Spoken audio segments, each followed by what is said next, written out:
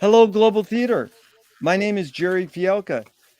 Today is September 22, 2023. We want to thank Rob Grant and his amazing podcast, I'm Probably Wrong About Everything.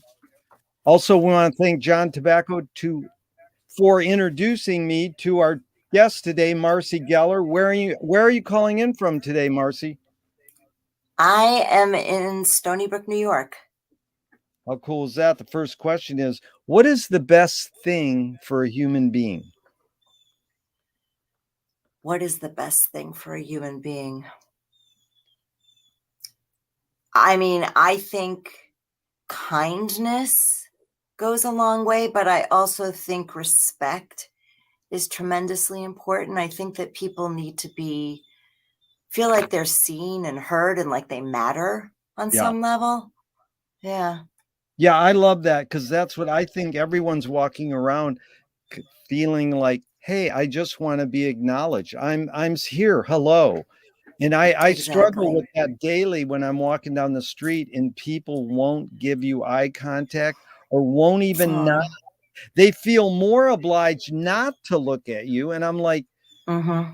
I used to, I wrote a song. It goes, acknowledging another human won't kill you, but why take a chance? I like it. It, I get the irony of it. Yeah. It is, I think that we've gotten so disconnected in some ways because we're so connected, if that yeah, makes any sense. You know, I mean, I hate to do the fallback onto social media, but let's face it, that access to the world, it has broadened, it has made the world bigger, but it has also made it a little more lonely. At least yeah, that's been my experience at times. yeah. Um, you know, No, that's so yeah. we're gonna talk about Marshall McLuhan's percepts today a little, and he actually Okay. said what you just said. He said Americans go out to be alone and they stay in. Mm, So they stay in to watch TV and they go out like now I can. So in the other one, I have to tell you interesting. the origins of that is Phyllis Diller said, housework can't kill you, but why take a chance? That So sounds familiar. I gotta give credit. So, Yes. um, what is your favorite form of information? How it comes into you? Oh, person to person. I Yeah, mean, look, I ingest information all day long, whether it's on my phone or on my computer or on my iPad. I mean, I'm plugged in all the time, but I much prefer to have a conversation, and sometimes I'll scare my friends and actually call them. yeah, Like, hey, it's me, remember this thing? Like, we could actually hear each other's voices and speak to one another and hear inflections, and even we can even like video cam and see each other's yeah, expressions. Or even better, are you free? Do you want to go for a walk? You want to come outside and under the sky and see trees and hear birds and stuff and have a human connection? So that's how I prefer to get my information, but it's not always accessible, unfortunately. yeah. So I'm shocked yeah. because I invite maybe 5 to 10 people a week to be on this podcast, and maybe Wow. one out of 10 respond, or I don't know the Really? exact ratio, Huh. but only so many respond and only so many follow through. But the Huh. ones that really kill me are the ones that I send an email. I don't know this person. They read the invite and then they say yes. They call me up and they go, yeah, I want to be on your podcast. I says, nobody calls after I send an email. It's happened a couple times and it's blown my mind. I was like, what are you doing calling? Yeah. This is direct experience. That's what we call person to person's direct experience. That was good. Why do you think Yeah. humans collect or gather information? Why? Why do we gather information? Well, I'm sure that there's a point in which we compare ourselves to others and our experiences to other experiences. Like, I mean, I think that that's part of it. I think there's a reason we're all on this planet together, and we're not like all on our own little separate planets, although there are apparently some religions who believe that that's what happens next, which doesn't sound like heaven to me, but I'm getting off topic. I think that we do it like to sort of get a gauge of ourselves and how we fit in the world, and to stay informed as far as, I think there's curiosity. I think there's that, some people have that tendency to love gossip, want to know, like, I don't know, maybe there's something about seeing somebody else's tragedy and feeling a little bit better about your own life, or maybe there's something about seeing somebody's triumph and feeling inspired, like, okay, I can elevate myself, or I feel like that person does, and there's a connection there. So I think that's probably the reason. Really good, Marci. It really evoked something I forgot I used to say all the time. If you complain or gossip, you live longer because you're getting it out of your system. A lot of people think gossip's bad. The two old ladies that sit in the town square and gossip about everybody, they're just showing their concern or love for other people. But then they're like, no, that's horrible. And I do think that, like, getting it out of your system, curiosity, comparing ourselves, that was good. Do you think this need or want to collect information is more innate in us or more invented by us? I tend to think that it's innate, because I think that if you believe like what we've been told about like cave and how there were these innate instincts to hunt and to find shelter and procreate, I kind of feel like there's something inherently natural about seeking outside of oneself. So Yeah. that's my answer. Yeah. I'm Do sticking to it. good. Do thoughts create emotions? Mm. I think it works both ways. I think that thoughts trigger emotions, and I think emotions trigger thoughts. I don't think it's one direction. Yeah. Fill in the blank. I don't know what I think until I Take a deep breath. Oh, I love that. I get that answer rarely, especially Really? take a deep conscious breath. That's the really Yeah. hard one. But it's Yeah. like McLuhan says, I don't know what I think until I say it. Joan Didion Mm, says, I don't know what I think until I write it. mm. Can humans think without language? Yes, absolutely. Yeah. Um, I mean, I'll get a little bit personal here. Someone who I love very much, my brother-in-law, just suffered a massive stroke. And he's essentially relearning everything from scratch Yeah. again. And what the doctors and therapists have been explaining is that speech can sometimes come last, because the brain, like, it was really interesting because I flew out to see him and be with my sister as sort of a support system to whatever capacity I was able to provide.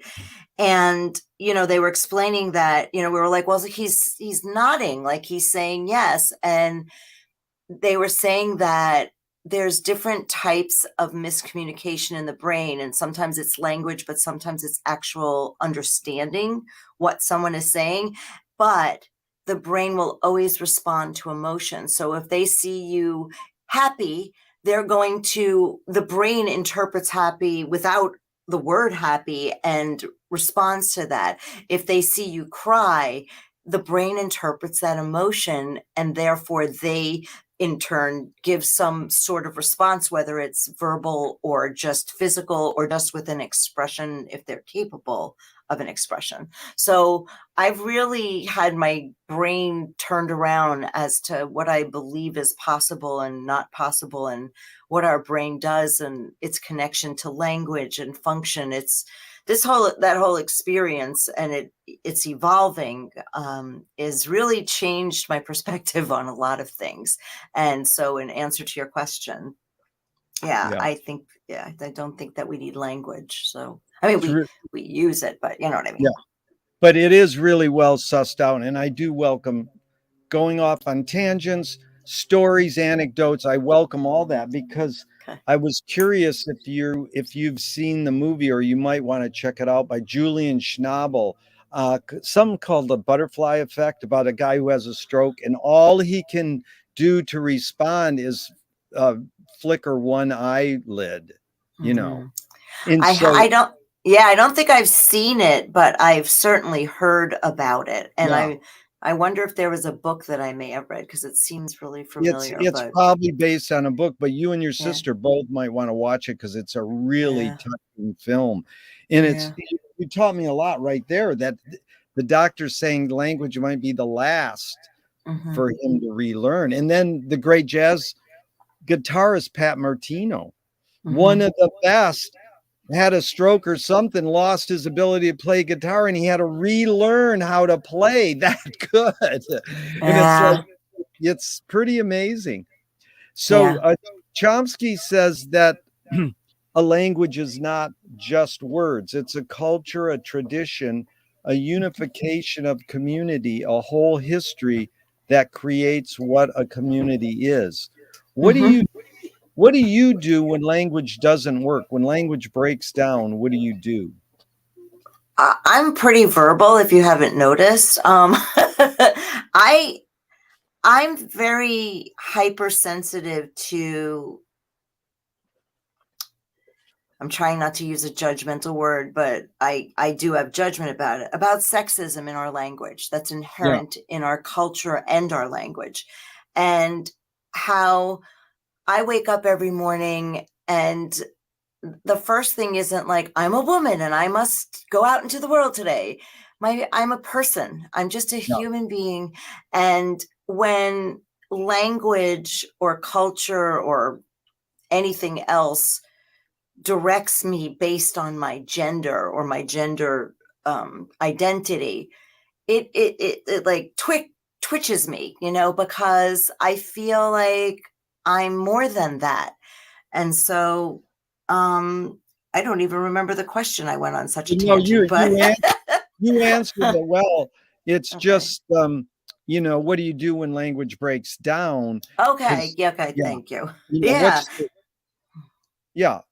But it's about speaking your truth. And, I've learned to sort of take the temperature of the room, but I've also learned to respect myself enough that if something makes me uncomfortable, that I have the right to say it, to speak up about it.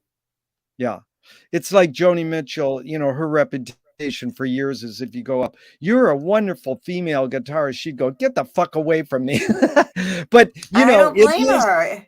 Yeah. But it is like, how do you switch people over? How do you convince them? I'm just a human being. I'm a human being, and I play guitar. And most of the guys who play guitars are white males. Like, what Jan Wiener got in trouble last week.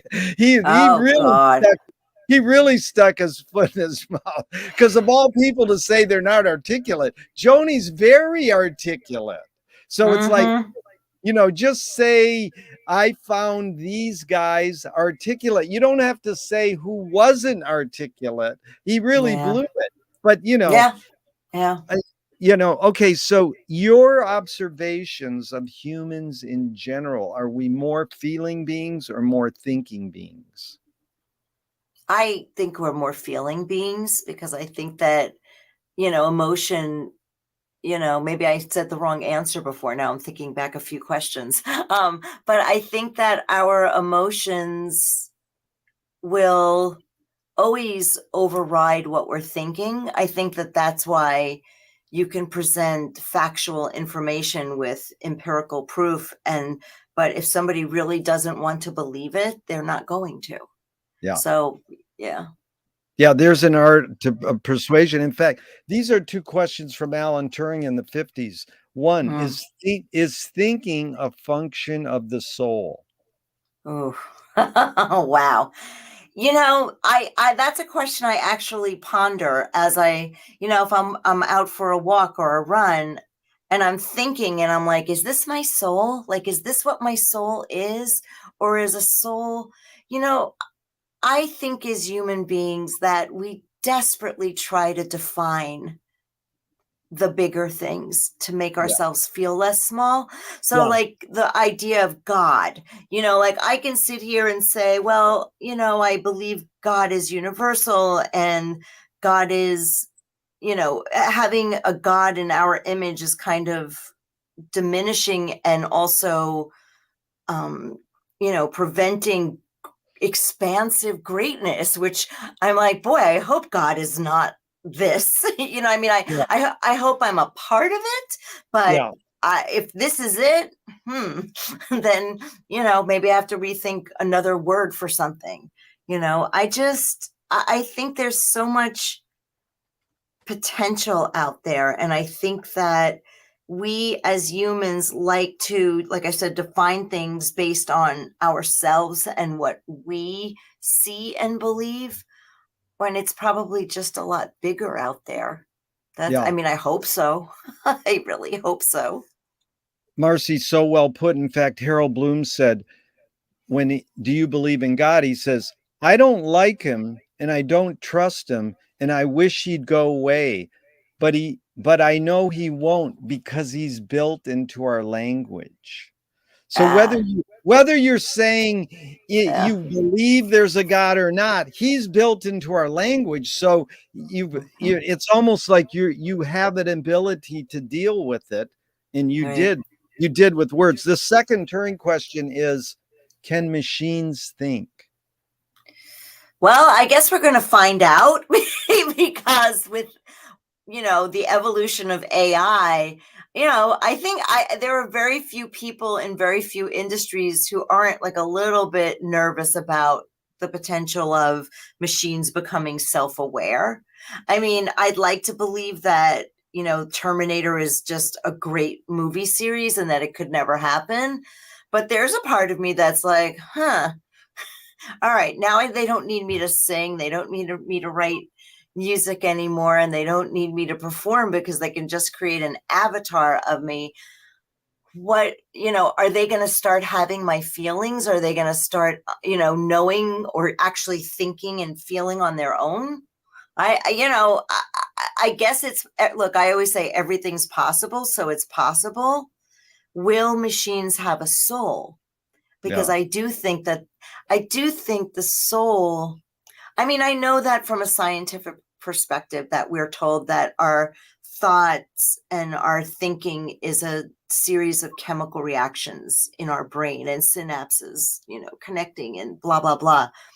But I believe that the soul is that energy cluster that's unique to who we are.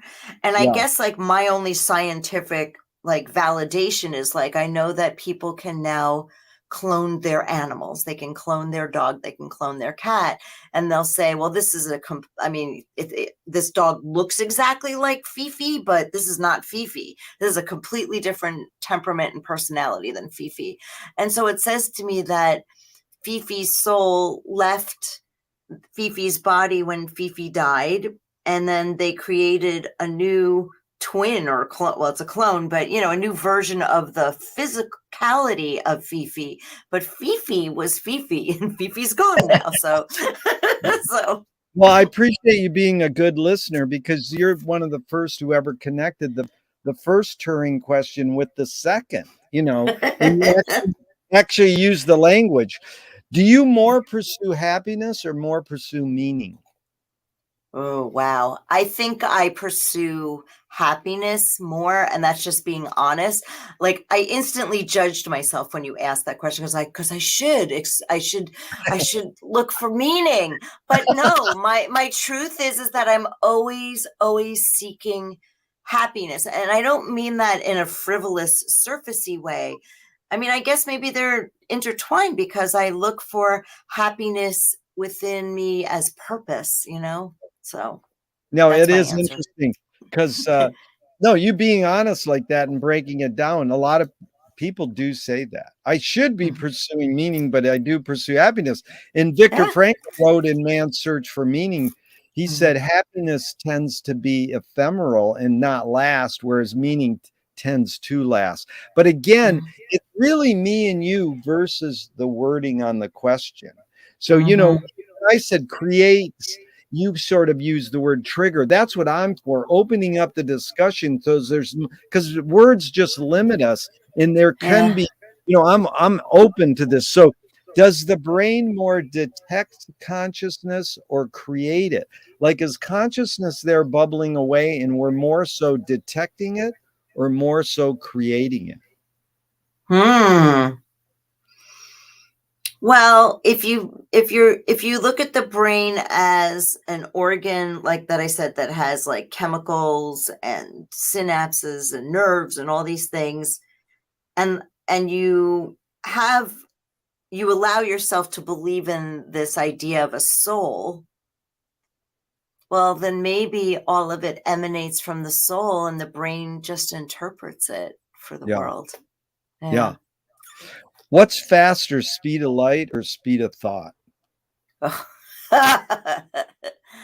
I'm gonna say light just because lately I just search for words and stammer and try to collect myself. So I think light at this point in my life is faster. I'm not saying that that's a good thing or a scientific, you know, discovery. I think it's just the state of being, and also because, like I said, like I want to take a breath before I formulate my truth because I think there's impulse. You ask somebody a question and there's that basic reflex that you have, right? Yeah. But then if you can take a moment and take a breath and say, no, no, no, wait a minute, what was the real essence of the Yeah. question? So, all right, that's That's where sort I'm of, at. yeah, no, that's good, Marci, and it's sort of like what Ginsburg got from the Eastern philosophy: first thought, best thought. But it's not always, early bird gets the worm, the second mouse gets the cheese. It's sort of like, yeah, you Mhm, can hear it, go with your impulse. That's what I'm mhm, after. Your mhm, percept, more your feeling, your intuition than your mhm, concept. But again, you mhm, can go, oh, I can think this out and elucidate more. In fact, Audre Lorde, the poet, said, you can't dismantle the master's house using the master's tools. And Yvonne mhm, Rain responded and said, you can if you expose the tools. What new mhm. tool do you suggest? Do I suggest to dismantle my house or Well, just here's in here's general? that's a good question. You're answering a question with a question. You win. That's what this is all about. So it's Ding like ding this. Yeah, ding. you put the questions into the context you want. Just because I open some of them with cute quotes doesn't mean you have to apply the quote. So Okay. basically, I'm asking, what tool do you gravitate towards? If you want to say in dismantling the master's house, that's fine. Mm, And if you want to apply the word new, that's fine. But it's okay. basically, what tool do you gravitate towards? What tool do I gravitate? I mean, for me, I'm on a constant quest of self exploration. I'm Yeah, always looking for the answer to the why. Why yeah, am I here? What's my purpose? Why am I, yeah, this person? How did I turn out this way? And so my tool, I think, is the willingness and the openness to explore and find new modalities.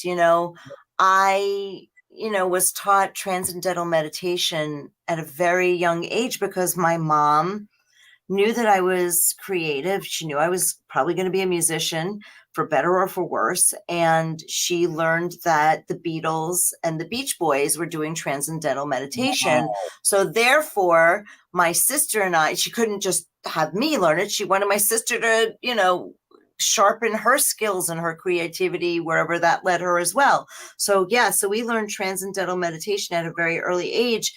But in my journey, I've discovered different forms of meditation, Yeah. and I journal, and I have like a, I hate calling it like a dream board because it sounds so hokey, but like I have a vision board. It's digital, but like I continually add to it not only what I want my life to look like, but the things that I love about my life, or for Oh, those I've lost, that I've loved about my life. And I use those kinds of tools to keep me digging deeper, you know? it's I good. don't want to just be a surface person, you know? No, that is so much what I'm after in these discussions. And it's like the great lyric, if you don't have dreams, your dreams can't come true. So what's so bad about keeping a dream board? That's smart, you know. Yeah, exactly. What Exactly. what new toy do you suggest? Ooh.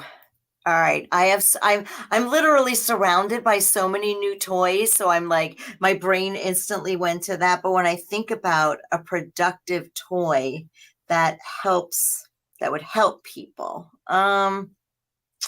Hmm. I love I'm gonna plug an app. I love Insight Timer.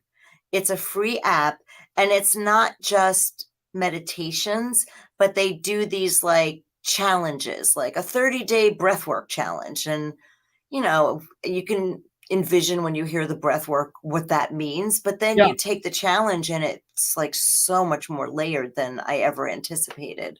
Or the get out of your own way challenge, and yeah, you learn how to manifest and vision board in a way that no one has ever taught you before. So now you have a new skill. So I love Insight Timer. That's my toy that I really like, and it's super, free unless you go up to the plus. yeah, super cool. What do you worry about when you go to bed at night? Oh God. Well, I lately I worry about my sister Yeah, because I understand the role of caretaker yeah, far too intimately. And I know how it blows up your life. And I don't necessarily mean that in a completely negative way. Sometimes your life gets blown up and you come out the other side and it's so much greater than you thought was possible. So I worry about her because I love her and I want everything to be I want it to come to a place where she feels like she has some agency in her own life, because yeah, right now she's a caretaker. Um, I worry about the state of the world. That's the truth. I'm very shocked at where we have come to, that we are here in 2023, and I don't want to get into politics, but that there's been I know that it's always been there, but that it's so prevalent now, this right to be racist and white yeah, supremacist and yeah. sexist and homophobic and anti-woman. And I guess I already just told my politics, but I that does keep me up at night, and I've actually gone on news diets, because when I'm paralyzed with fear, I'm basically useless, not only to myself, but everyone who relies on me and the world and my music. I just become paralyzed. So I take diets from the news, which some can say is irresponsible, but sometimes I need to find the good again so that I can come back and focus on where the light is instead of where all the darkness is. Yeah, diet. Very beautiful. Fasting. You really Mm-hmm. well put. I agree.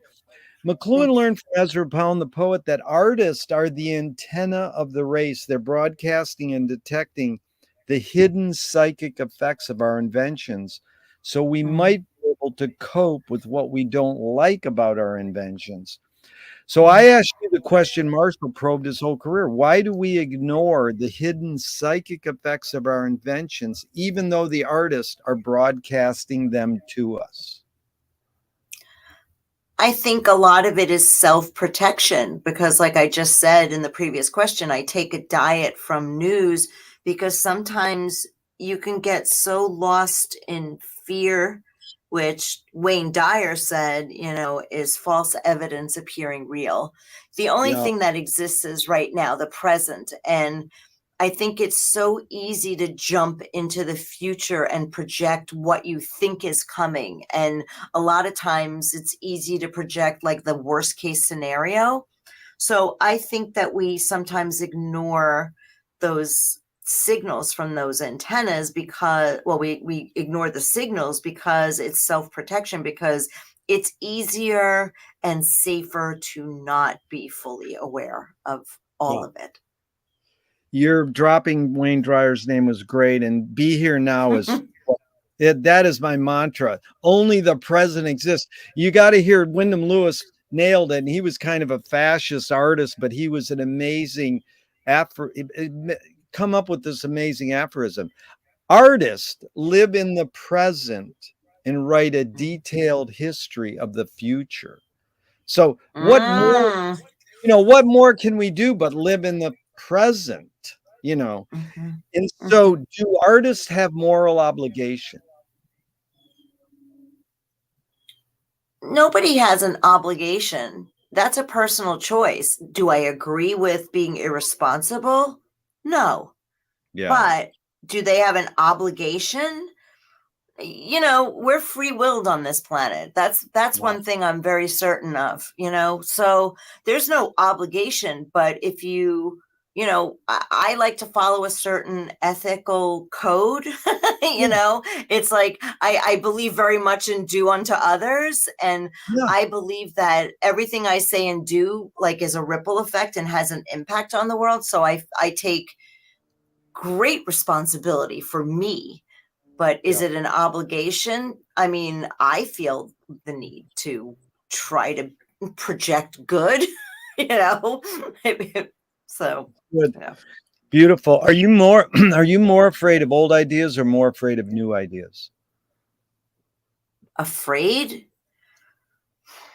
I'm not afraid of ideas. I'm afraid of hate, and I'm afraid of exclusion, and I'm afraid of judgment. But ideas, look, there are great old ideas and there are great new ideas. I don't think I have a specific fear for either of them. Beautiful. Well put, Marci. I agree. Can you conjure up your earliest memory ever or one of them? Mm-hmm. Yeah. My earliest memory is me in my parents' bed, in their bedroom, lying on my back, and I had my dad's sunglasses, and I was so little that I had one foot on each lens of the sunglasses. And my whole life, I thought that I just made that up, that I dreamt it, until many, many years later, I found a picture taken of me Wow. in that moment. So it happened. So that's my earliest memory. That is beautiful. Is memory more Mm. a curse or more a blessing? Oh, it really depends on the memory. I try not to judge anything, but that's not realistic. I've had extremely blissful moments in my history, and I've had traumatic, damaging moments in my history. And I've sort of created like a protective shell that like it's like a machine that comes around me and protects me when those thoughts come in, because they don't serve me. At least I haven't gotten to a place where they serve me.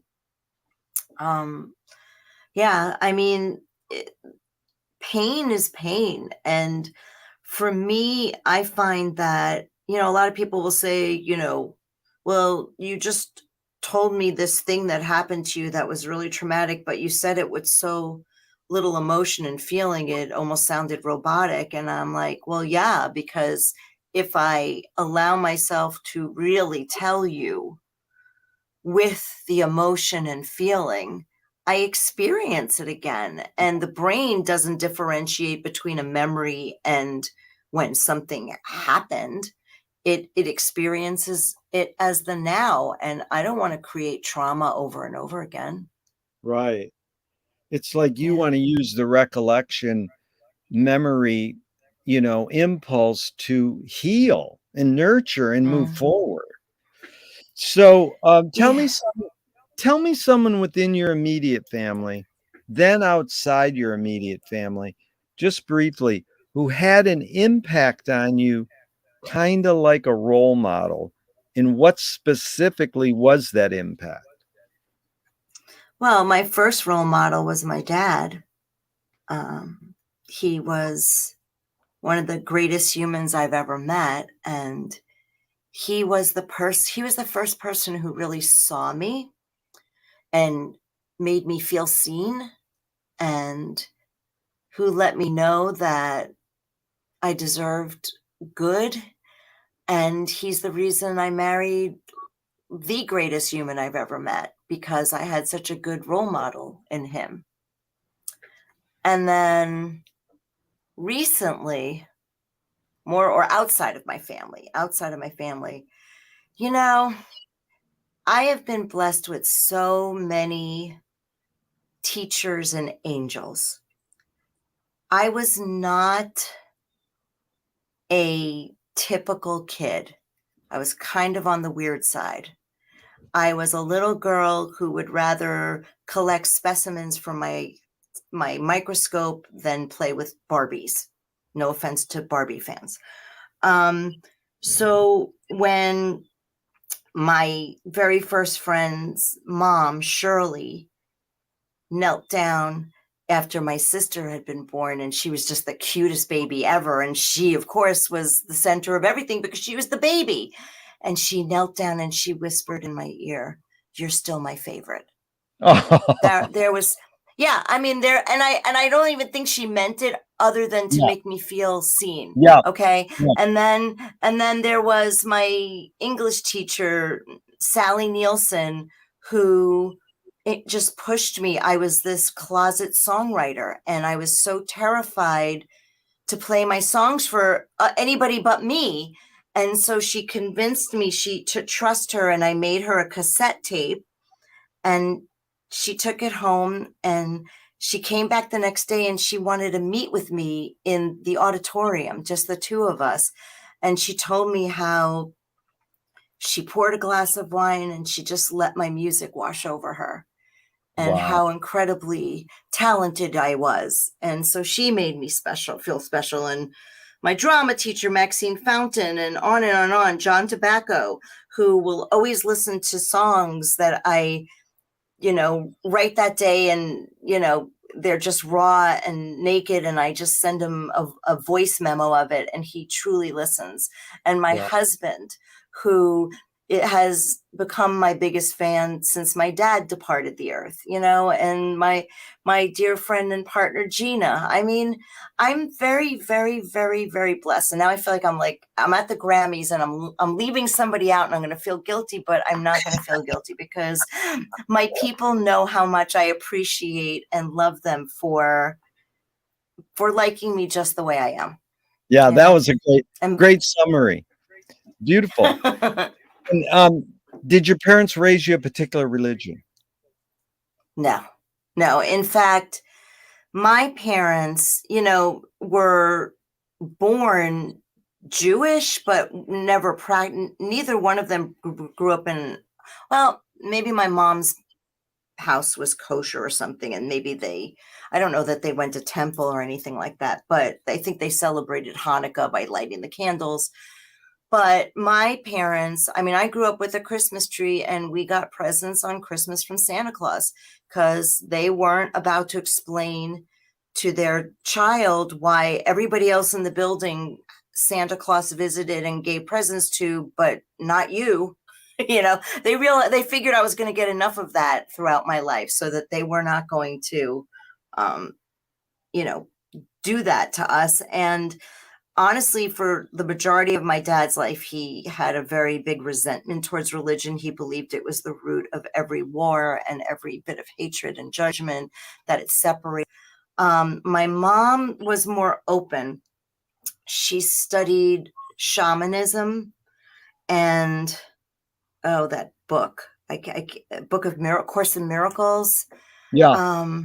And my mom was very much an explorer. She was very open-minded, and she also was a member of a Unitarian fellowship. So, and I remember, like, as a teenager, I would go with her, and that was probably like, when I was younger, I desperately wanted to be Christian because, my observation was all the pretty girls were Catholic. And not only that, but they could be bad and then confess it on Sunday. And it was like the slate was wiped clean. So I'm like, I'm in. I totally want in on this one, until I would go to church with them and I would listen while everybody else was fidgeting and, playing with paper or I was listening because I really wanted to get it. I wanted God to go, you're one of us. And I just sat there listening to the words and going, God, please make me feel something. Please make me feel something. Please make me feel something. And I didn't. So, I was a Catholic for a day. I was a born again for a day. I delved into Unitarianism with my mom. Let's see, I did find some family within the Reformed Judaism community, not from a religious perspective, but from a spiritual and an ideological perspective. Those were my people. They're still my people, but I don't know the prayers, and I'm not joining a temple. I'm just doing me, Yeah. So, yeah. So no, I was not brought up with a religion. Marci, do you pray? Every night. Yeah. Every single night. It's not a doctrine directed prayer. I thank, whatever you want to say, God, universe, higher power. Yeah. I say God. I thank God every night for everything that I've been blessed with. I pray for my friends and my family and my relative and friends, people that I love. I say a list of names of anybody who is suffering, whether it's physical or psychological or emotional. And then I say good night and send my eternal gratitude and love to Mama, Daddy, Pop, and my Aunt Gail, because those are the 4 people that I've lost in the last 2 years that were the closest to me, and who I can't say I miss them. It's like I ache. There's like something missing in me, like it's like an arm fell off or something. Yeah. But yeah, so yeah, I pray every night. Do evil people exist, or does evil use people as a vehicle? No, I think evil people. I sometimes think that evil gets confused with mental, like what's the word? Like Psychosis. mental, yeah, psychosis. But I don't believe like there's a devil and like the devil goes, there's a good target. Yeah. let's get her to fulfill my. I think people they choose to be evil. Yeah. I just Yeah, Marci, the hidden question really is how do you advise someone to deal with an enemy? And I'll set it up. Alan Watts says, if you acknowledge your enemy, you empower them. Coppola stole from the mob and the samurai, keep your friends close and your enemies closer. JFK said, forgive your enemy, but don't forget their name. And Fellini says, I need an enemy. So it's a lot of thoughts. The basic question is, how do you advise someone to deal with an enemy? But first, how would you respond to Alan Watts? If you acknowledge your enemy, you empower them. I think it depends on who the enemy is and what role they're playing. If you're a kid in school and someone is picking on you, well, I don't know that ignoring the bully is going to disempower the bully. I think it's going to enrage them and make them more likely to come at you. If it's someone who is threatening your safety, like, really threatening your safety or your health, that's a different type of enemy. So I would have a different answer. I think it really depends on what danger the enemy poses. Like, I've had people who have become enemies because they kind of flipped out, they kind of just went off on some brain chemical frenzy, and I became their enemy. And I chose to just like forgive, but forgive myself also, because look, there's always two sides in that sort of situation, and I'm sure that I did things wrong in their mind, and maybe just absolutely I made mistakes, and I'm willing to be responsible for that. But I don't wish them harm. But somebody who caused me great harm, I've wished terrible things on some people. That's just Yeah. the truth. I'm human. Yep. And you're giving me a big picture, like comprehensive. I appreciate that. And Nassim Taleb said, games were created to give non-heroes the illusion of winning. In real life, we don't know who wins or loses, but we can tell who a hero is. And someone said, well, villains don't think they're bad. They want control. Heroes want freedom. Mm. Gregory Bateson, the anthropologist, says when the criminal gets caught, does he go, oh, my criminal skills weren't up to snuff that day? Or does he go, I did something morally and socially wrong? So it's a lot of prompts, but the basic question is, does punishment work? I think it depends on, again, the scenario and the criminal. It's Yeah. like, if you're going to arrest somebody because they smoke some marijuana, and I'll preface that by saying I'm not a marijuana person, but I'm like, your body, your choice. And, Yeah. laws are changing now, but should somebody go to jail for that? Is that going to, in the bigger picture, is that going to rehabilitate that person so that when they enter back into society, they're better for it? Yeah. No, that you're putting them into a swamp of a whole, like this soup of all kinds of criminals, and that's probably going to have some sort of impact on this person. So Yeah. I don't think that that's helpful at all. But if somebody is a mass murderer, you know there's always that like insanity plea, and I'm like, are you sane when you murder someone? I mean, Yeah. anyone. Like, is there any level of sanity Yeah. when you murder? And so that begs the question, like, where this person is taking them, removing them from society, going to serve the greater good, Yeah.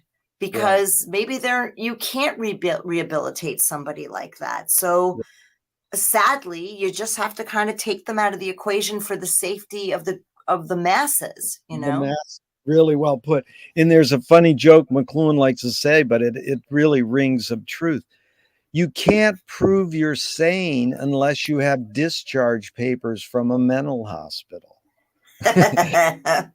And my friend says, I have them. See, I'm sane. There's my discharge papers. They prove. So I forgot one question back there, and I have to add it. If God Sure. does exist, what Okay. would you like God to say to you after you die? Good job. Yeah. Good job. Great. And Welcome. James, welcome. I love that's beautiful. James, James Joyce was the first projectionist in Dublin 100 years ago. He basically checked out. He said, this is stupid. Why should I go inside a building and see a movie of a tree when I can go outside and see a real tree? And Mm.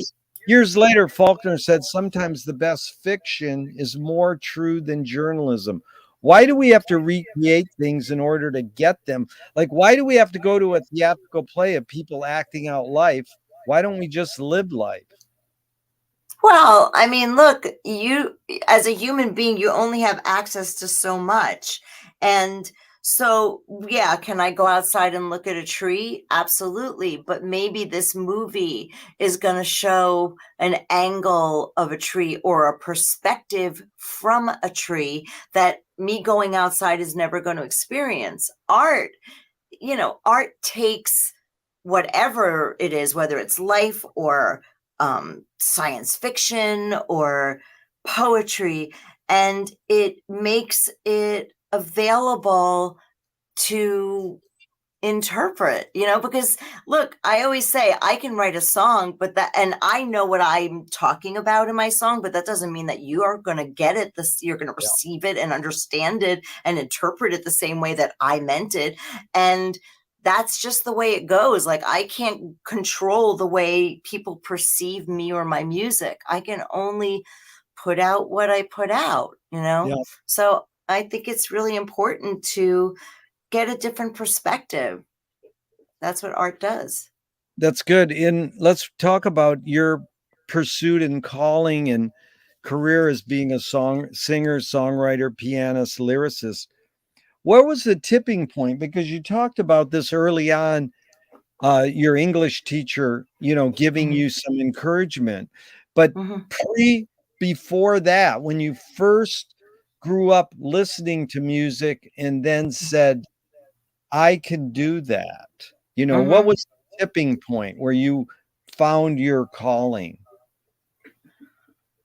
I had a proclivity towards music my mom will tell you I came out singing, which I think that's cute, but and my mom's not here anymore, but I think that there was this organic calling to music for me, Yeah. since the time I was first born, because, you'll see little movies of me, dancing on the floor as soon as music came on because I couldn't walk yet. If there was an instrument, a piano, a guitar, like I would just be plunking on it. And so when I was 3, my parents bought me an Emily organ for Christmas, and they had it plugged in. And my Jewish parents woke up to me playing Silent Night by ear that Wow. morning. I think How my fate cool. was sealed. I didn't really have a choice. I will say that when I heard songs on the radio, I think that most kids or people who start learning an instrument, that there's this natural desire to learn the songs on the radio. Yeah. As I mentioned previously, I was a weird kid. I remember hearing songs on the radio and going, "Oh, I could do that." And when I got my first instrument, and the poor guitar teacher tried desperately to teach me to play songs, and I just wanted to write my own. And that's what I did.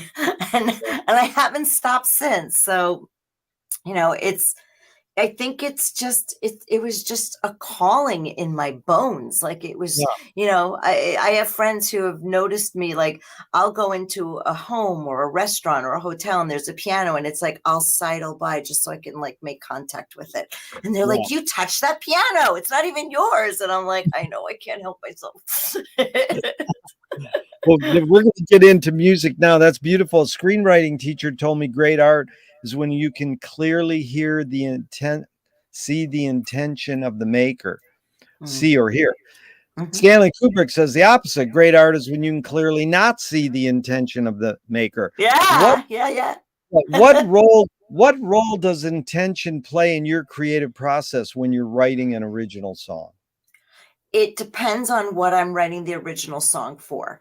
If I'm just writing because I get the itch, or I'm inspired, or I'm doing a fearless songwriter challenge where you get a prompt and you write a song a day for 7 days straight, that's a different, and that intention is I write whatever the muse brings to me. But when I'm writing for my publisher or the production company that I work for, and there's a brief and they need an up-tempo pop tune for, a girl band, a K-pop band, that intention is to write not only what they're looking for, but to somehow sneak in something clever that nobody has ever done before. That's super cool. That's like Mark Mothersbaugh of Devo's putting in by Devo records in his Disney assignments. Yeah, exactly. Exactly. Marci, this is applies. Let's just go to Marci's songs, solely Okay. Marci songs. Okay. Duchamp said there's no art without an audience. How much are you thinking of your listener when you're writing your Marci song? Most of the time, I would say I'm only thinking of whatever story I'm trying to portray and to do it as authentically as possible. Um, if I'm writing something for somebody, and that doesn't mean that they know that that's happening. I've written songs because I read of a friend's struggle on Facebook, and I'm like, oh, and that prompted a song. Then I do think about like making sure that I'm not trespassing any boundaries. And if I am, to make sure that they never know that I trespassed those boundaries. Yeah. So, yeah. And McLuhan says everything we invent extends some humanness or human sensorium, like knife and fork extends our teeth, shutter in a camera's extension of our eyelid, maybe even non tangible like religion or philosophy extends consciousness. What does the piano extend for you? What humanness does the piano extend for you? Well, I mean, I feel like it's my partner, it's my soul coming out. It's it does everything. It sings my songs for me. Yeah. It so what is it an extension of? I guess my soul, which sounds like really corny, No, but like that's that's the fine. truth. That's not corny. That's beautiful. And so Copeland says the four elements or ingredients of music are melody, harmony, rhythm, and tone color. Okay. How how do you integrate and interpret those four when you're writing a song? What's your approach? Is there an approach? Is there one that's more dominant? Melody, harmony, rhythm, and tone color. How do you integrate and focus in those?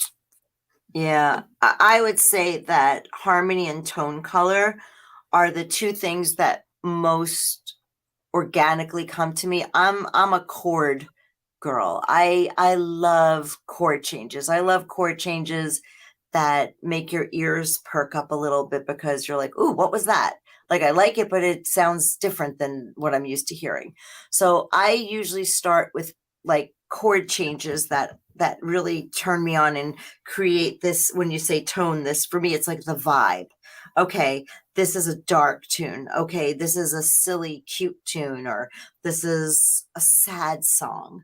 And then once I have sort of a vibe going with these chord changes and where what color the story is going to be, then it helps me figure out the melody. And I would say the lyrics are probably the last thing that and when I do the melody, that sort of works hand in hand with rhythms also. Like, the chord changes are going to set up the rhythm, the basic rhythm, but that can change. The rhythm can be influenced in so many different ways. Like something that I think is like, okay, I'm just going to do, quarter notes because it feels like that song. And then, like my husband or my partner Gina will come in and go, well, what about blah, blah, blah. And I'm like, oh, well, that takes it in a totally different rhythmic groove. And so that's kind of neat. So I think harmonics is probably first, and then tone is probably second for me. Super. My friend says the three T's of music are taste, technique, and theory. Technique, you've learned how to play piano. Theory, you know the structure. How does one acquire taste? I think taste is completely subjective. I don't I like, and I've had this discussion very recently because of this. I hate music contests because because it is subjective. It's like, what do you mean this song is better than that song? You Yeah. know, but it's interesting because you brought up like technique, and what was the third T was The three T's are technique, theory, and taste. theory. Okay, so I'm like, okay, I can't change somebody's taste, but this person who wrote this song obviously has very little technique and doesn't understand theory at all. So, and that's the judgmental part of me coming out and saying, like, you know, why was this song chosen above that song, kind of thing. Yeah. But then there's like taste. You can't teach somebody taste. It's like fine wine. It's like there are people who will spend oodles of dollars for wonderful wine, and then there are people who think it creates expensive piss, and I'm somewhere in the middle. Like, when the means are available, yeah, bring on the expensive wine. When the means are not available, I'm in search of the good wine that costs not, a mortgage Yeah. payment. Well, along with this word taste, McLuhan said song is slowed down speech. The reason cultures have different musical taste is ultimately connected to language difference. Any thoughts on that regard?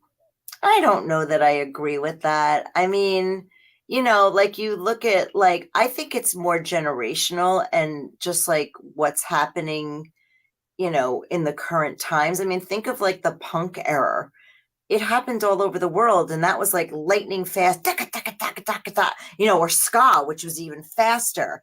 And I Yeah. don't think that that was linked to cultural, you know, informing. I think that that's just what was happening at that Yeah. time period. So I don't agree with that one. Well, no, well put. In what's more fundamental, language or music? For me, music, it comes easier to me. I understand it faster. I I mean, I don't know in the brain if that's true, but maybe it is, because they, going back to where my brother-in-law is, they say that that music actually helps stroke victims Yeah. connect new synapses. So I think music. Yeah. Yeah. Not because I'm a musician, because I've seen evidence of it. So. Yeah.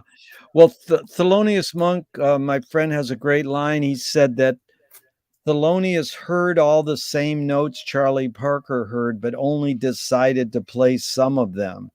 So it's sort of like this That's idea that silence is the loudest sound in the universe, another great Monk line. How do you integrate silence and not playing? How do you know what not to play? And that, like Miles talked about the space between notes. Well, and listen, I've heard those sayings before, and they definitely had an impact on how I approached composition, because it's easy when you have music just looping in your brain perpetually to just fill up the spaces.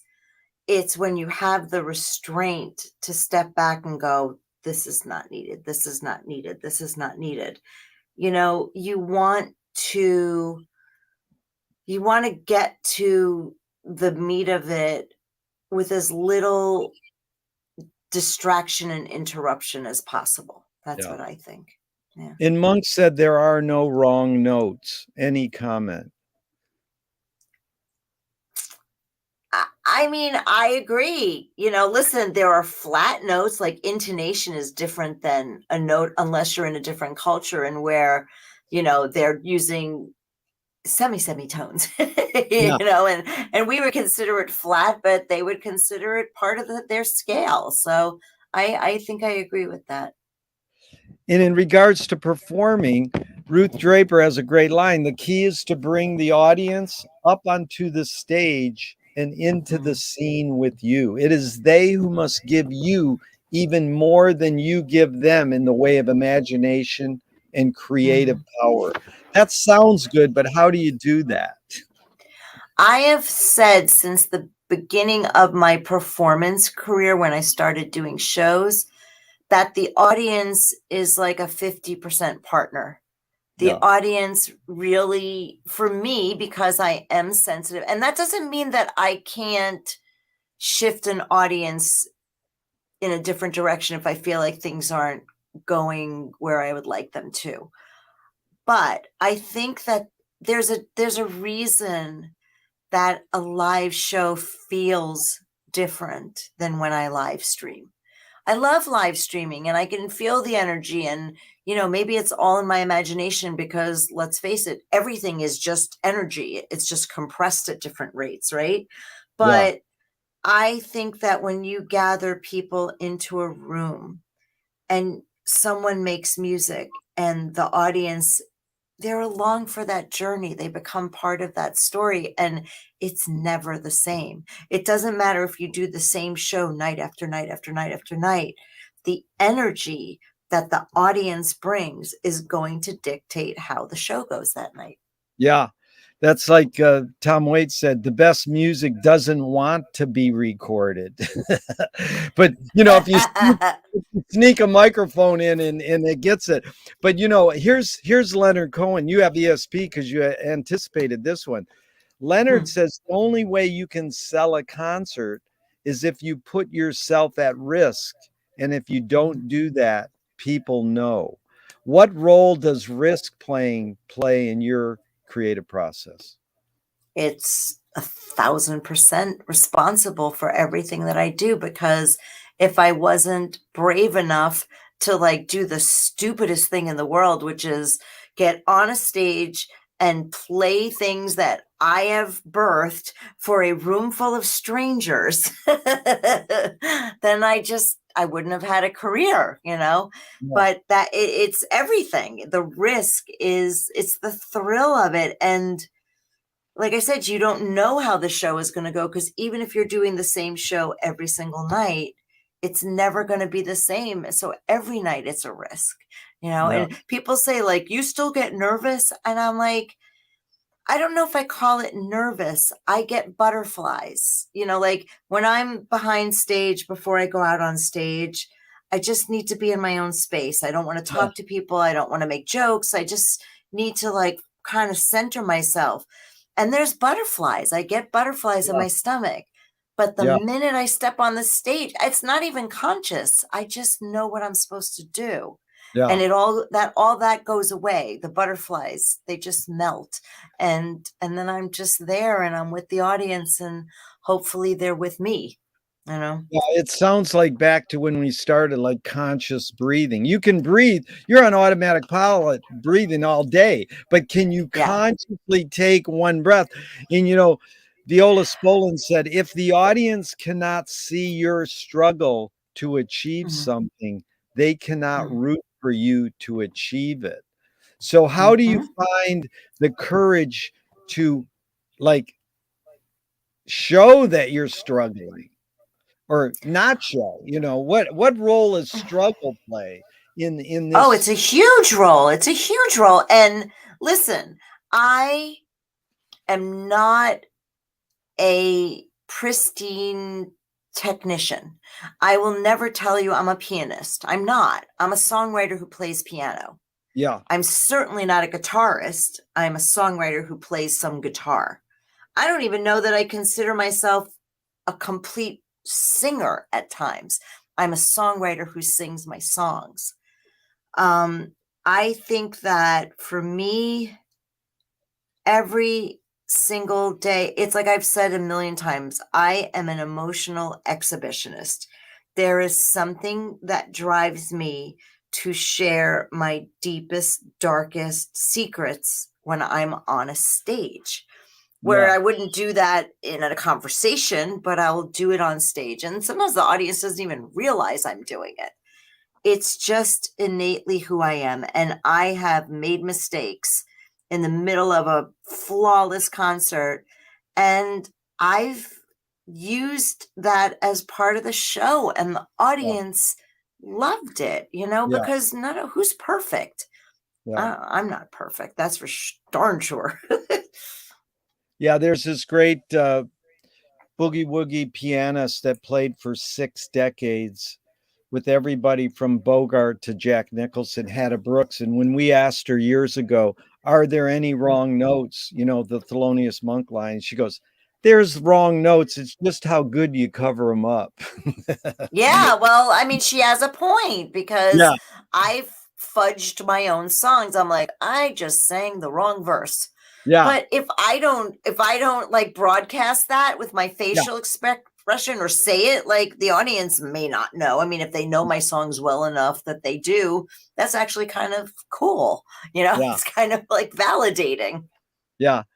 What's interesting, Ben Ratliff is a writer, a music writer, and he says, I mean sound as its long function among jazz players as a mystical term of art, as in every musician finally needs a sound, a full and sensible embodiment of their artistic personality, such that it can be heard at best in a single note.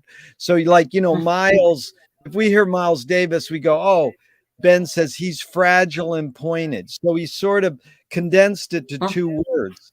For Coltrane, he said slightly undercooked and urgent. So if a music writer that you really respect was going to condense your sound to 2 words, what 2 words would you feel they really got who Marci is? I would say vulnerable and brave. Oh, that is so cool because I thought, and John Tobacco just wrote in the chat too, emotional exhibitionist. Was like you answered it before I asked the question, but then I says, well, don't bring that up. Just let her say, because vulnerable is something I've studied that word forever. Vulnerable is just this word that sticks out in me. What does that mean? And I love the fact that you said brave in regards to humans having courage. So, what do you think the motive of the cave artist was, or the cave musicians? We don't have any documentation of their music, but we do have their art. What do you think their motive was? I think to document. Yeah. I think as human beings, we have this need to prove we were there. Yeah. And they did. They did. They proved they were there. Yeah. How cool is that?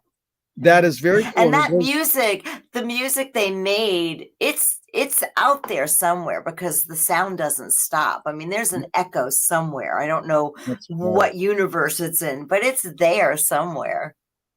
That's called the resonating interval. That's the resonance is still ringing. Really beautiful thought, Marci, because I wanted to bring up archiving. We're doing a project, and do you think this need or want to archive and preserve our legacy or what we did is more innate or more invented? And have you actually have a plan for your master tapes, your notes, your journals?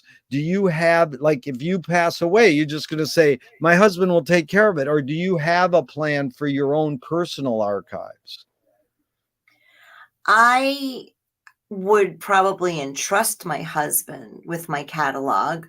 However, my mission is to document my catalog. I've written so many songs, and if John Tobacco is in the chat, he will attest to the fact that there are so many songs that I've written that have not been recorded, because sometimes I just write so many of them, and getting into the recording studio and producing it and blah, blah, blah is just sort of not as much fun for me.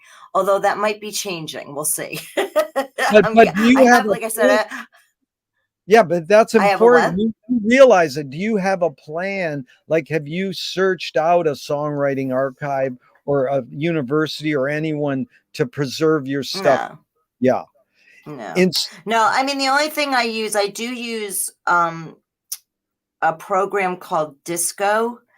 It's a cataloging program that basically houses your music. And what I like about it is you can house like, the full version, the alt mix, Yeah. the track mix, the instrument, but it also contains like the lyrics and the credits, like who wrote what. Yeah. It gives you tags, and also I can use it as a tool to share. So like I have like a monthly membership, and the members get a song a month. So I can actually create a playlist with disco and share the disco playlist, and they Yeah. get the song that way, which is kind of cool. So that's sort of an So online preservation. Yeah. yeah, yeah. System. But do you think this need or want to preserve, to archive, is more innate or more invented? I think my logical self says it's invented, but my truth says it's innate, because there's, like, I don't know that anybody other than a handful of friends and listeners are going to hear all of these creations, but there's this innate need to make sure that they get documented in some way. Yeah. Yeah. Yeah.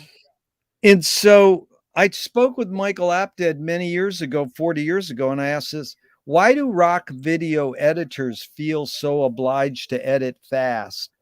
And most people don't know Abel Gance invented rapid montage in 1922, but in the 80s, it really flourished with MTV, to the point where Marty says, I cut my films faster because of MTV. Michael Apted said, well, it's because we've learned to take in information faster. Can we really learn to take in information faster, or are we just brainwashed to believe we can? Maybe it's a form of change, but it's certainly not, we don't participate in it overtly. It's like, we live in a TikTok world. There used to be a time when it was like 3 minutes. The song has to be 3 minutes or you're going to lose the audience. Now it's like TikTok, 15 seconds. If you don't get your point across in 15 seconds, you're dead. I'm like, I have more to say than 15 seconds. I'm sorry. Right. I am not a TikTok girl. Not yet, anyway. There's a great song for you right there. I'm not a TikTok girl. But yeah. the real hidden question, Marci, is it literally possible for humans to multitask? Oh, God, poorly. I've multitasked my whole life because as a musician, I've held every crappy job you can imagine just to pay bills. And, but there's always like, oh, there's an idea. Oh, where's my phone? I can sing it into it while I'm driving to a store in Brooklyn, Yeah. And I've learned recently to stop multitasking because I'm so bad at it. It's just everything diminishes except the music, because that's really always the focus and priority anyway. But yeah, multitasking, no good for my brain. What's more important, conviction or compromise? My heart says compromise, but I believe in believing what you believe. And I think compromise. I think if we're going to get along on this planet together, that there has to be, I don't think you should compromise your morals or your ethics, but there has to be some give and take if we're going to ever figure out how to get along again. Right? I don't know. Marci, there's no right or wrong answers, but that one you got right. So many people say conviction, and I love when people say compromise. Oh, so good. You've accomplished a lot. Tell me how you rate these three elements in your accomplishments: luck, skill, and ambition. What played the biggest role, second and third? I think ambition played the first role. I think skill played the second role, and I think luck played the third role. T.S. Eliot said that poetry is outing your inner dialogue. What language is your inner dialogue in? What language? It's in English, but more metaphorically. What metaphor? I thought that's what you meant. Like my inner. Well, it really again depends. My inner dialogue can be chaos. My inner dialogue can be kindness. My inner dialogue can be the seeker. Like I just want to get to the center and figure out what's happening. Boy, those three are really super, Marci. Oh, Chaos, thanks. kindness, and seeker. That is that's really poetic. You're a wordsmith. So, Thank you. two of my film heroes, their mantra is "Ignore yourself." Jonas Meeks says there is no self-expression, and Cecil Taylor said, "I'm just a vehicle, and this stuff just comes through me." Is Mm. art making, music making more self-expression, or more your vehicle for whatever technologies, cultures, and environments are dominant? What was the first choice? Is music making more self-expression or more your Okay. vehicle? Yeah, Yeah. I mean, I think it's self-expression.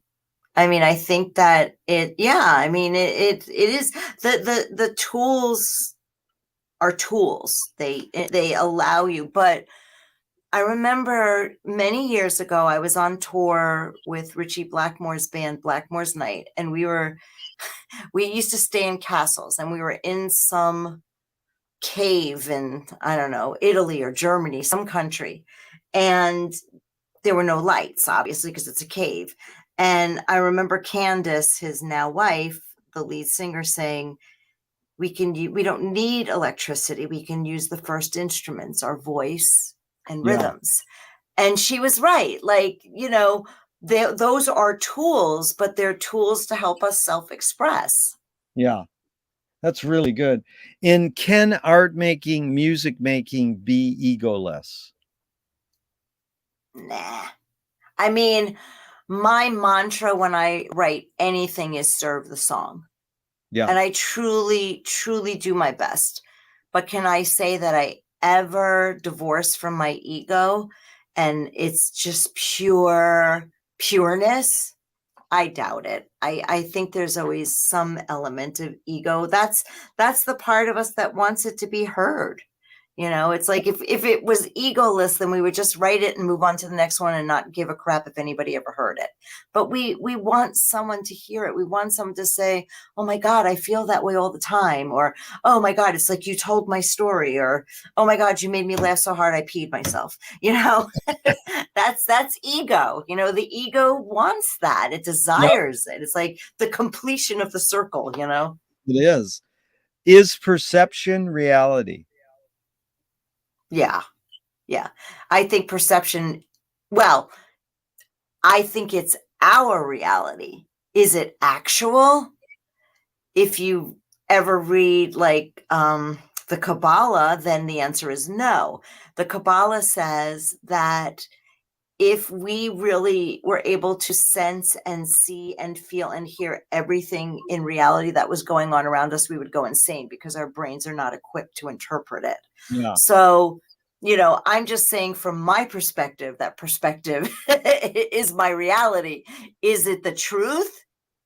I don't know. I honestly don't know. Marci, tell me one major element of your creativeness that stayed the same and one major element that's changed in the years you've been being creative. Hmm. Okay, so the element that has stayed the same is that I am always 100% Marci writing a song. Like I just am me writing a song.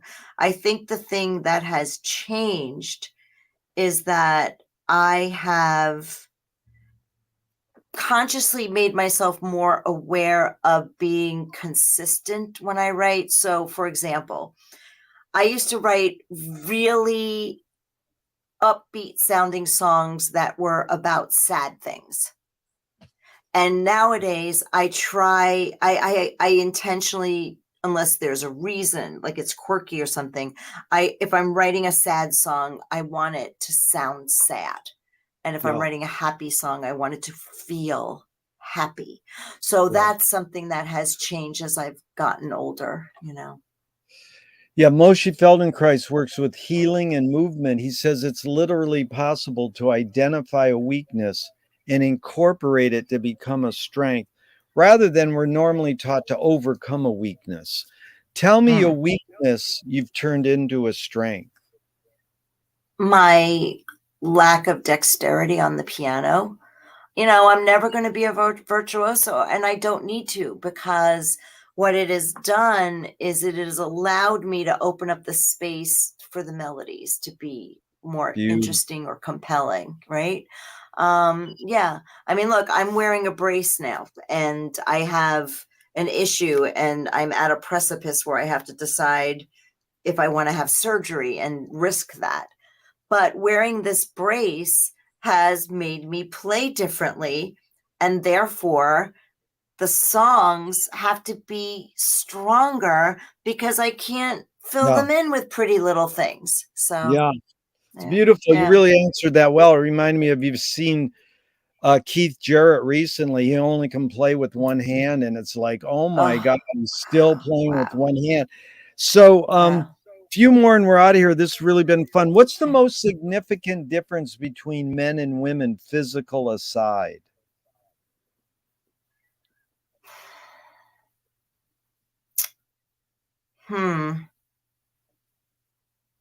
Socialization. Yeah. How's that? That's really well done. In fact, you brought up storytelling earlier. And Hollis Frampton says narrative is born among the animal necessities of the spirit because we're waiting to die. Can you forget to die? Can you forget to die? Yeah. You can forget that you're going to die, but it's inevitable that we're all going to die. I think, listen, do I wake up every morning thinking, oh, well, I better do great today because I'm going to die someday? Like, no, that doesn't happen. But are there moments when that happens? Hell yeah. There are times when I'm like, oh, I mean, like, you just don't know what any moment is going to bring. Like, giant alien ship could come and blow us up in a second. So, what do I want my last seconds to look like? Well done. How do you find peace of mind?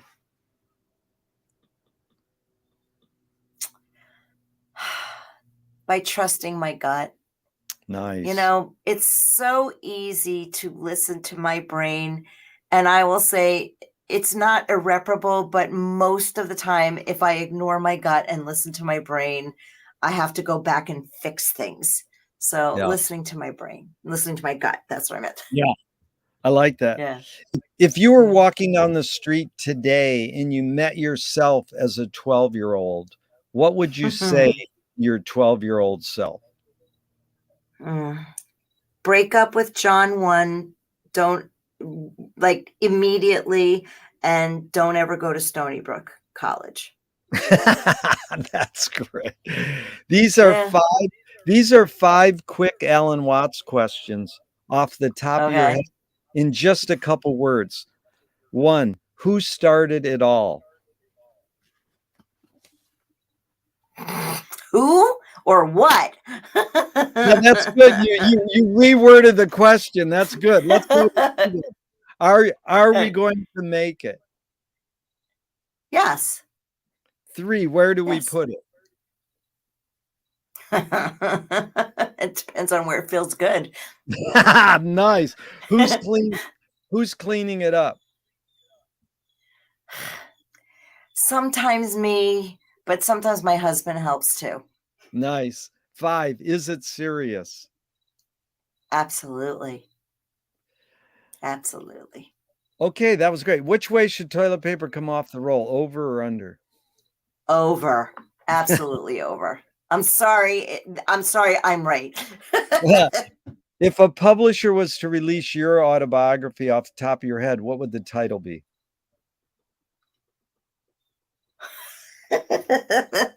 So many funny things. She did it her way. No, I'm kidding. um, something, The Long Shot. That's what it would be called. I like that. Marci, they want to scent the glue in the binding of your autobiography. What smell? Oh, the ocean. Oh, I love that smell. Tell me something good you never had and you never want. Something good that I never had and I never want. Oh, uh, bungee jumping. Oh yeah. You know the The three answers I get the most are fame, money, and heroin. Oh, and I said bungee jumping. No, that you answered it. What's the cultural shift you see developing today that inspires you? That younger people are less ageist than my generation was. Yeah. What question remains unresolved for you?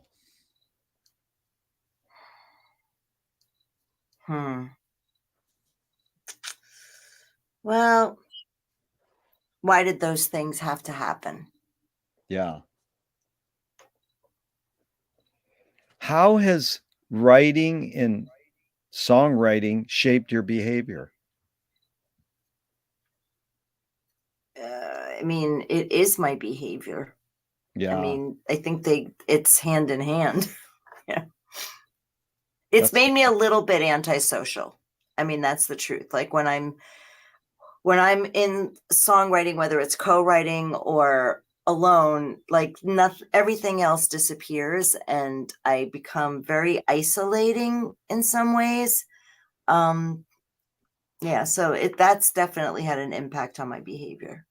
yeah. I got a couple more, Marci. I want to tell you it's really been fun. And what I love is that you really laid your cards on the table. You know, it's like made you antisocial, but it's you're willing to just be bare bones honest, and you'll say things and go, I wilder say this, but I'm going to tell you the truth. So I appreciate Yeah, that. It meant a lot to me. cool. So Thornton Wilder, the great playwright, said, "Art is confession. Art is the secret told, but art is not only the desire to tell one's secret, it's the desire to tell it and hide it at the same time." You've laid your cards on the table for 90 minutes. I'm not insinuating you haven't already answered this. What's it really all about for you? It's really about seeking truth and seeking purpose and feeling purposeful Yeah, and to feel connected in some way. Like I said, it's like I put the music out there and I'm so excited when I see who it connects with and why. yeah. Well, that's funny because you answered so well. I got to give you a bonus question because Louis Okay. Louis Buñuel, it's about this truth, the idea of truth. I love to explore that. Louis Buñuel says, Okay. "I'm for anyone who seeks the truth, but I part ways when they claim they found it." So most people go, "Oh, I love that." And one person finally challenged me and said, "That's bullshit. Because if I'm going to seek something, it's because I want to find it." So the cliche goes, the journey's more important than the destination. If the journey's more important than the destination, why do we have to name or seek a destination? Well, look, life is a destination. We start and then we're eventually gonna we're destined to die. So, I don't know that one is more important than the other. Yeah, And as far as seeking the truth and then being disappointed when you find it, I mean, look, that's valid. We all say we want to know the truth, but then you find out the truth and you're like, I really didn't need to know that. And I mean, and that's just honest. It's like for somebody who seeks the truth, I actually believe that there are occasions when it is completely kind to lie. yeah, If someone gets a horrible haircut and yeah, that hair is not growing out for 6 months, do I really need to tell them how bad it looks? Or do I just say, you look beautiful? Because yeah, for that little moment, I'm going to lift that person and they're going to feel better. I think kindness should always come before truth yeah. unless it's going to damage somebody. It's so well put. In fact, I didn't ask you this question, but it's a Marcel Proust question, and it's on what occasion do you lie? And most people say to respect someone's feelings. But I love Right. Tom Waits said, "On what occasion do you lie?" And he goes, "I didn't know I needed an occasion." So But Tom see, Waits. you've emphasized this kindness thing so well. But just back to the seeking a destination. These artists in Paris in the 20s, they were called Mhm. flaneurs. It was psychogeography. They just wandered aimlessly. They didn't name destinations, and they changed the world forever. So we Yeah. don't Yeah. have to. But we're Right. sort of assignment ridden, Yeah. in our. So, what gives you the most optimism?